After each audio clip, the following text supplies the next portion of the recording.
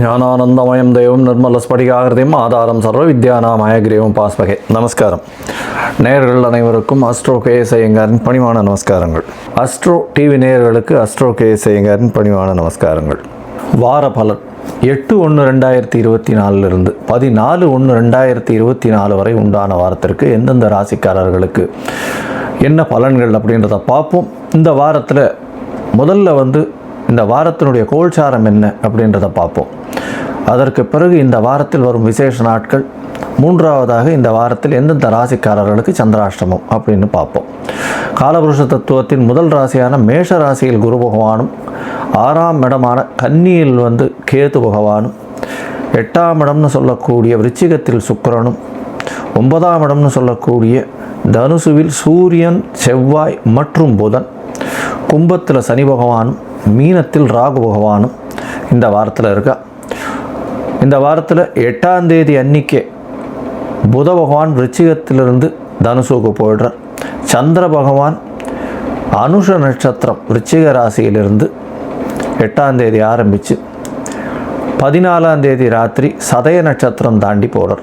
இதன் மூலியமாக அவர் விருச்சிக ராசியிலிருந்து கும்பராசிக்கு போகிறார், கும்பராசி வரலும் போகிறார். இந்த வாரத்தில் வரக்கூடிய விசேஷ நாட்கள் அப்படின்னு பார்த்தோம்னா 8ஆம் தேதி அன்னிக்கு துவாதசி, அதற்கு பிறகு 9ஆம் தேதி அன்னிக்கு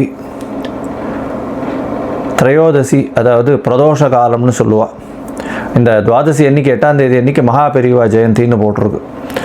மகாபெரிவாவுடைய அன்னைக்கு ஆராதனைகள் நடக்கும்.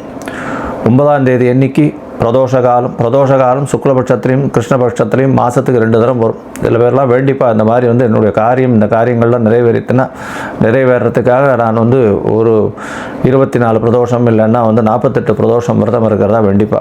அவள்லாம் சாயந்தரம் 5:45 6:15 மணி வரலும் உண்டான காலகட்டத்தில் உண்டான தீபாராதனையை சிவன் கோவிலில் பார்த்துட்டு அதற்கு பிறகு பிரதோஷத்தினுடைய விரதத்தை முடிக்கிறது தான் பொதுவாக பண்ணுறது. பொதுவாகவே இந்த பிரதோஷம் வேண்டிக்கிறது என்னென்னா, கஷ்டங்கள் போகிறதுக்கும், குழந்தை பிராப்தி ஏற்படுறதுக்கும், மிகுந்த பிரச்சனைகள் இருக்கிறதுக்கும், திருமணம் ஆகாதவர்களுக்கும், திருமணம் ஆன தம்பதியினருக்கும் பிரச்சனைகளுக்கும், திருமணம் ஆகாதவர்கள் அவர்களுக்கு உண்டான தோஷங்களை தீர்ப்பதற்கும் இந்த பிரதோஷ கால விரதம் இருக்கா. பொதுவாகவே பார்த்தோம்னா பிரதோஷ காலம்ன்றது சிவன் கோயிலில் மிகவும் ஏற்றமான விசேஷம். அதற்கு பிறகு 9ஆம் தேதிக்கு அப்புறம் 10ஆம் தேதி அன்றைக்கி பார்த்தோம்னா மார்கழி மூலம், அதாவது ஹனுமத் ஜெயந்தி அப்படின்னு சொல்லக்கூடியது. மார்கழி மூலம், மார்கழி மாதம் மூல நட்சத்திரம் ஆஞ்சநேயனுடைய பிறந்த தினமாக கொண்டாடப்படுறது. அதனால் ஹனுமத் ஜெயந்தி. இப்போ சனி பயிற்சி எல்லாம் வேறு ஆயிருக்கு. சனி பகவானை கட்டியவர் அப்படின்னு சொல்லக்கூடியவர் ஆஞ்சநேய பெருமான். அதனால் ஆஞ்சநேய ஜெயந்தி ரொம்பவும் விசேஷம். 11ஆம் தேதி அமாவாசை தினம் அன்றைக்கி முன்னோர்களுக்கு திதி கொடுக்க வேண்டியது, இதெல்லாம் பண்ண வேண்டியது. அதாவது பேரண்ட்ஸ் இல்லாதவா, தாய் தந்தையர் இல்லாதவா முன்னோர்களுக்கு திதி கொடுக்க வேண்டிய நாள் மார்கழியில் வர்ற அமாவாசை. 14ஆம் தேதி அப்படின்னு பார்க்கும்பொழுது போகி பண்டிகை. இந்த மாதத்தினுடைய இந்த தட்சிணாயன புண்ணிய காலத்தின் கடைசி நாள் அது போகி பண்டிகை. பழையன கழிதலும் புதியன புகுதலும் அப்படின்னு சொல்லி பழைய விஷயங்கள் எல்லாத்திலையும் மனசில் இருக்கக்கூடிய தேவையற்ற சஞ்சலங்கள், தேவையற்ற விஷயங்கள், அகங்காரம், மமகாரம், இந்த மாதிரியான விஷயங்கள் எல்லாத்தையும் தூக்கி போட்டு அதுக்கப்புறம் புதிதாக வாழ்வில் நாம் பிறப்பதாக தை மாதம் 1ஆம் தேதி அடுத்த நாள் எடுத்துக்கிறது ரொம்பவும் நல்லது. இந்த வாரம் பார்த்தேனால் எந்தெந்த ராசிக்காரர்களுக்கு சந்திராஷ்டமம்னா மேஷம், ரிஷபம், மிதுனம், கடகம், இந்த 4 ராசிக்காரர்களுக்கும் சந்திராஷ்டமம்.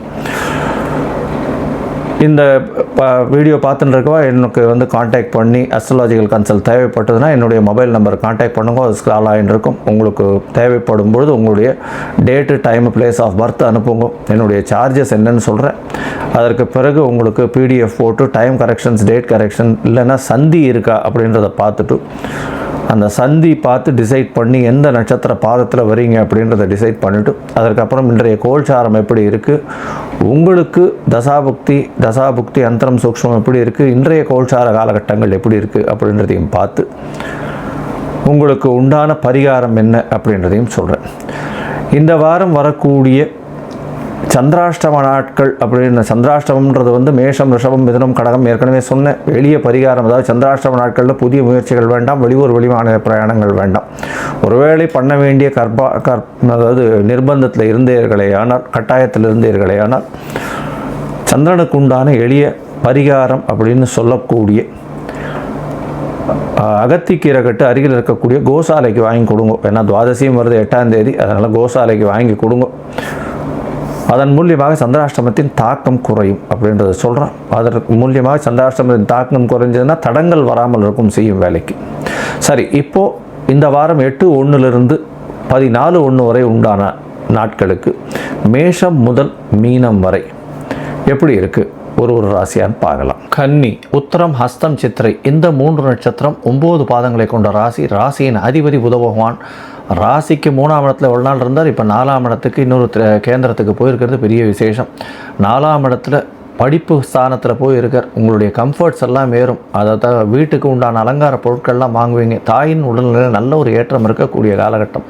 இந்த வாரம் பார்த்தோம்னா 4ஆம் அதிபதியும் 8ஆம் அதிபதியும் பரிவர்த்தனை யோகமாக இருந்தனால கண்டிப்பாக வெளிநாடு பிரயாணம் இருக்கக்கூடிய வாய்ப்புகள் உண்டு.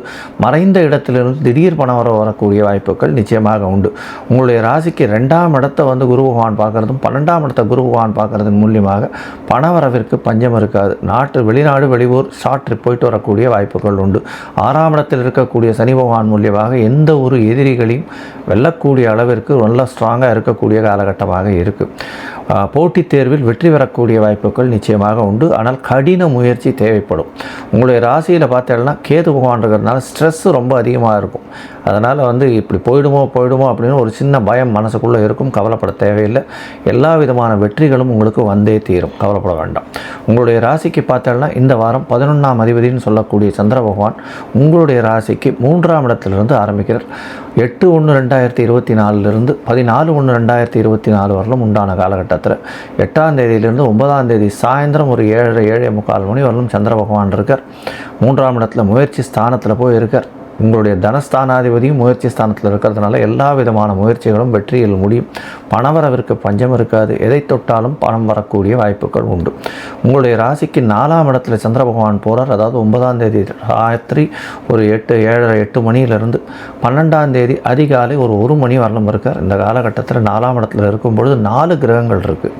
அதாவது சூரியன், சந்திரன், செவ்வாய், புதன் 4 கிரகங்கள் இருக்குது. இதில் செவ்வாய் பகவான் பரிவர்த்தனை யோகத்தில் வேறு இருக்கார். குரு பகவான் ஆட்சி பெற்றதற்கு சமமாக இருக்குது. நல்ல ஒரு ஏற்றமான காலமாக புதிய வீடு மனைக்கு அட்வான்ஸ் கொடுக்கக்கூடிய காலகட்டமாக இந்த வாரம் அமையிறது. உங்களுடைய ராசிக்கு பார்த்தேன்னா 5ஆம் இடத்துல சந்திர பகவான் போகிறார். அது வந்து 12ஆம் தேதி கார்த்தால ஒரு 1 மணியிலிருந்து 14ஆம் தேதி காலை ஒரு 2:45 3 மணி வரலும் இருக்கார். இது 5ஆம் இடத்துல சந்திர பகவான் 11ஆம் அதிபதி போகும்போது புதிய வேலை, படிப்பு இதெல்லாம் வரக்கூடிய வாய்ப்பு உண்டு. உங்களுக்கு புதிய பதவி, புகழ், அந்தஸ்து, கௌரவம்லாம் வரக்கூடிய வாய்ப்புகள் உண்டு. திடீர் பணவரவு வரக்கூடிய வாய்ப்புகள் உண்டு. குழந்தைகளால் பெரிய ஏற்றம் கிடைக்கக்கூடிய வாய்ப்புகள் நிச்சயமாக உண்டு. உங்களுடைய ராசிக்கு பார்த்தீங்கன்னா 6ஆம் இடத்துல சந்திர பகவான் போகிறார். அது வந்து 14ஆம் தேதி காலை ஒரு 3 மணியிலிருந்து 16ஆம் தேதி காலை ஒரு 5:30 மணி வரலும் இருக்கார். இந்த காலகட்டத்தில் பார்த்தேன்னா புனர்ப்பு யோகம் ஏற்படுறது 6ஆம் இடத்துல. 11ஆம் அதிபதி 6ஆம் இடத்துல இருக்கிறதுனால உங்களுக்கு ப்ரமோஷன் வரக்கூடிய வாய்ப்பு, புதுசாக இன்க்ரிமெண்ட் வரக்கூடிய வாய்ப்பு, வெளியூர் வெளிமாநிலம் டிரான்ஸ்ஃபர் ஆகி போகக்கூடிய வாய்ப்புகள் இந்த வாரத்தில் உங்களுக்கு நிச்சயமாக வரும். இந்த வாரத்தை பொறுத்தவரையிலும் பார்த்தேன்னா உங்களுக்கு பெரிய ஏற்றமான காலம். ஏன்னா இப்போ வரக்கூடிய இந்த வாரங்களும் சரி, வரக்கூடிய மே மாதத்துலேருந்து பெரிய ஏற்றகாலமான காலமாக இந்த கன்னியாராசிக்காரர்களுக்கு இருக்குது. அதில் ஒரு ஆரம்பமாக முத்தாய்ப்பாக இந்த வாரம் அமையிறது அப்படின்றத சொல்கிறோம். இந்த வாரத்தில் வந்து நீங்கள் அருகில் இருக்கக்கூடிய நாமக்கல் ஆஞ்சநேயரை போய் சேவிச்சுட்டு வர்றது உங்களுக்கு ஒரு பெரிய ஏற்றத்தையும் மாற்றத்தையும் கண்டிப்பாக கொடுக்கும்.